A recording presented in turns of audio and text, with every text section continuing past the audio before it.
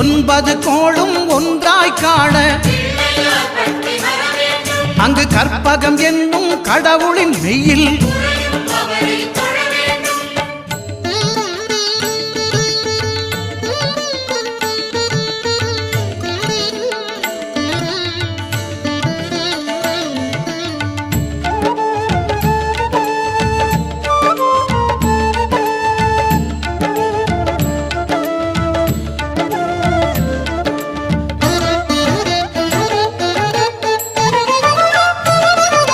திங்கள் பகவான் திருமுகம் காண அங்கு கற்பக பெருமான் தொப்புள் குழியில் திங்கள் பகவான் திருமுகம் காண அங்கு கற்பக பெருமான் தொப்புள் குழியில் பார்க்கடல் பிறந்த